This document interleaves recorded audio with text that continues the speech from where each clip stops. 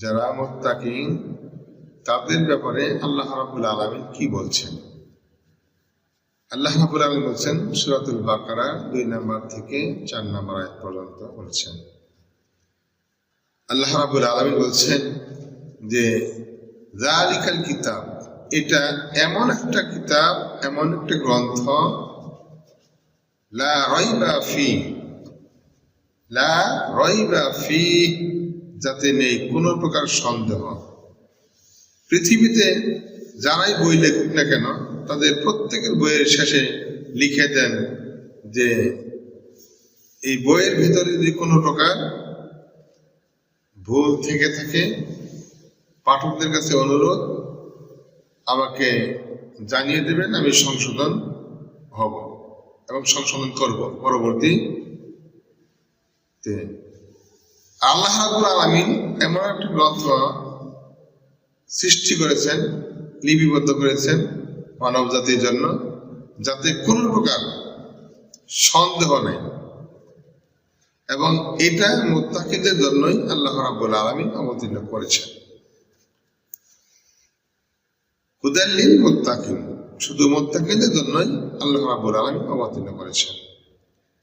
আল্লাহ রাব্বুল আলামিন বলছেন الذين يؤمنون بالغيب ويقيمون الصلاة ومما رزقناهم ينفقون,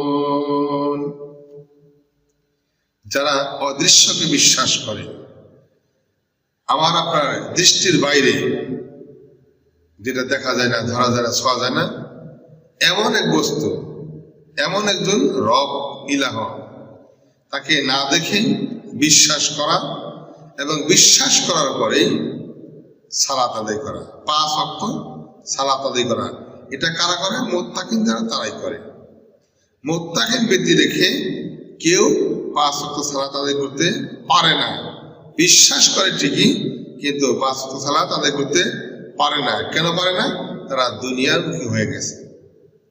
এজন্য আল্লাহ রাব্বুল আলামিন বলছেন মুত্তাকিন যারা, তারা অদৃশ্যকে বিশ্বাস করে, সালাত কায়েম করে, এবং যে সম্পদ তাদেরকে দেওয়া হয়েছে তার থেকে তারা আল্লাহ তাআলার রাস্তায় খরচা করে, ব্যয় করে। এতেই শুধু শেষ না, আল্লাহ রাব্বুল আলামিন আরো জানিয়ে দিয়েছেন ওয়াল্লাযীনা ইউমিনুনা বিমা উনজিলা ইলাইকা ওয়া মা উনজিলা মিন ক্বাবলিক, এবং হে নবী, আপনার উপরে যা অবতীর্ণ করা হয়েছে, যা ওহী আপনার উপরে অবতীর্ণ করা হয়েছে, যে কোরআনের বাণীগুলো আপনার উপরে অবতীর্ণ করা হয়েছে, তার উপরে ঈমান আনে। আপনার প্রতি তো ঈমান আনে, আপনার উপরে যা অবতীর্ণ করা হয়েছে তার উপরেও ঈমান রাখে। এবং আপনার পূর্বে যারা নবী রাসূল এসেছিল, পৃথিবী থেকে বিদায় নিয়ে গেছে, তাদের উপর যে কিতাব অবতীর্ণ হয়েছিল তার উপরও ঈমান রাখে, এবং সেই নবী রাসূলদের উপরও ঈমান রাখে। ওয়াবিল আখিরাতি হুম ইউকিনুন, এবং পরকালের প্রতি, আখিরাতের প্রতিও যারা পরিপূর্ণ ঈমান রাখে, আল্লাহ রাব্বুল আলামিন তাদের কথাই বলেছেন। এরা শুধু মুত্তাকিন যারা, তারাই করে, অন্যথায় অন্য কেউ করে না। এবার আসুন, আল্লাহকে ভয় করতে হবে, আল্লাহকে ভয় করতে হবে, এই কথা আল্লাহ রাব্বুল আলামিন বলেছেন 9 নম্বর সূরা 119 নম্বর আয়াত। আল্লাহ রাব্বুল আলামিন বলছেন ইয়া আইয়ুহাল্লাযীনা আমানুত্তাকুল্লাহ ওয়া কুনু মা'আস সাদিকিন।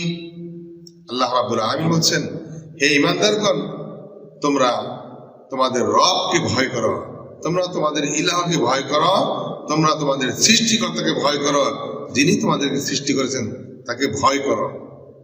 এবং শুধু ভয় শেষ না, ভয় করো এবং ওয়া কুনু মা'আস সাদিকিন, তোমরা অন্তর্ভুক্ত হও, দলভুক্ত হও, তাদের সঙ্গী হও যারা সত্যবাদী, দিনের কথা বলে, সঠিক দিনের উপরে অটল থাকে, এবং আল্লাহ রাব্বুল আলামিনের হুকুম মেনে চলে, রাসূলের তরিকা মোতাবেক চলাফেরা করে, তাদের জীবন পরিচালনা করে তাদের দলভুক্ত হতে বলেছেন আল্লাহ রাব্বুল আলামিন। তাহলে শুধু ভয় করলেই চলবে না, ঈমান আনলেই চলবে না। ঈমান আনার পরেও আপনার আরো অনেকগুলি কাজ রয়েছে, যে কারণে আল্লাহ রাব্বুল আলামিনকে ভয় করতে হবে, যে কারণে আল্লাহ রাব্বুল আলামিনকে ভয় করতে হবে। কারণটা কি? আল্লাহ রাব্বুল আলামিন বলছেন সূরা হাসর 59 নম্বর সূরার 18 নম্বর আয়াতে বলেছেন, ইয়া আইয়ুহাল্লাযীনা আমানুত্তাকুল্লাহ ওয়াল তানজুর নাফসুম মা কদ্দামাত লিগাদ। হে ঈমানদারগণ শোনো, তোমরা তোমাদের রবকে ভয় করো, তোমরা তোমাদের সৃষ্টিকর্তাকে ভয় করো, তোমরা তোমাদের ইলাহকে ভয় করো। ওয়াল তানজুর নাফসুম মা কদ্দামাত লিগাদ, এবং তোমাদের প্রত্যেক মানুষের উচিত, শুধু ঈমানদারকে বলে নাই, প্রত্যেক মানুষকে আল্লাহ রাব্বুল আলামিন বলছেন প্রত্যেক মানুষের উচিত আগামী দিনের জন্য, আগামীকালের জন্য বা পরকালের জন্য, আখিরাতের জন্য আপনি কি কি পাঠিয়ে দিয়েছেন আল্লাহ রাব্বুল আলামিনের কাছে, মানে আপনি কি কি আমল করে আল্লাহ রাব্বুল আলামিনের কাছে পাঠিয়ে দিচ্ছেন প্রতিদিনই। সেটা কোরআন তেলাওয়াত হতে পারে, মানুষকে ভালো কথা বলার উপদেশ হতে পারে, কল্যাণমূলক কাজ হতে পারে, সমাজের কল্যাণমূলক কাজ হতে পারে, রাষ্ট্রের কল্যাণমূলক কাজ হতে পারে। এইরকম ভাবে বিভিন্ন পর্যায়ে প্রথমে আপনাকে কি করতে হবে? 5 ওয়াক্ত সালাত।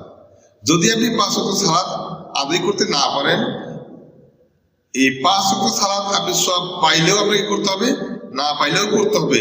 এটা হলো আপনার একটা সিলেবাস, একটা সাইনবোর্ড। এই সাইনবোর্ড যদি আপনার না থাকে, আপনি যত আমলি করেন, কোনো আমলই আল্লাহ রাব্বুল আলামিনের কাছে গৃহীত হবে না, গ্রহণযোগ্য হবে না। এই জন্য আল্লাহ রাব্বুল আলামিন বলছেন, হে ঈমানদারগণ, যারা বিশ্বাস করেছো, ঈমান এনেছো, তাদেরকেই বলছি, ওয়াল তানজুর নাফসুম মা কদ্দামাত লিগাদ, তোমরা আল্লাহর উপর ঈমান আনো এবং আল্লাহ রাব্বুল আলামিন যা হুকুম করেছেন তা পালন করো, যা নিষেধ করেছেন তার থেকে বিরত থেকে পরকালের জন্য অগ্রিম কি পাঠিয়েছ তা নিয়ে চিন্তা করা। ওয়াত্তাকুল্লাহ, এবং আল্লাহ রাব্বুল আলামিনকে ভয় করে চলা। ভয় করতেই হবে কিয়ামত পর্যন্ত, তাকওয়া অবলম্বন করতে হবে। এরপর আল্লাহ রাব্বুল আলামিন বলছেন,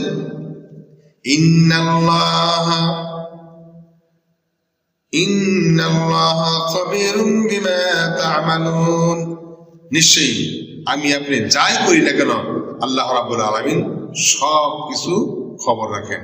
গোপনে করি তাও সেটা খবর রাখেন, প্রকাশ্যে করি তাও সেটা খবর রাখেন, মনে মনে সংকল্প করি এটা আল্লাহ রাব্বুল আলামিন খবর রাখেন। এই ব্যাপারে আয়েশা রাদিয়াল্লাহু তাআলা আনহা হতে বর্ণিত, রাসূলুল্লাহ সাল্লাল্লাহু আলাইহি ওয়াসাল্লাম বলেছেন, ক্বালা ইয়া আয়েশাতু ইয়াকি ওয়া মুহাক্কারাতিজ যুনুবি ফাইন্না লাহা মিনাল্লাহি তালিবা।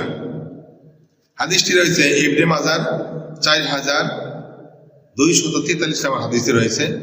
এখানে রাসূলুল্লাহ সাল্লাল্লাহু আলাইহি ওয়াসাল্লাম আয়েশাকে বলছেন, হে আয়েশা শোনো, ক্ষুদ্র নগণ্য কোন গুনাহ যদি হয় তার থেকেও তুমি বিরত থাকো, তার থেকেও তুমি বেঁচে থাকো। কেননা আগামীকাল কিয়ামতের মাঠে, পরকালে কঠিন বিচারের সময়, বিচারের মাঠে আল্লাহ রাব্বুল আলামিনের সামনে যখন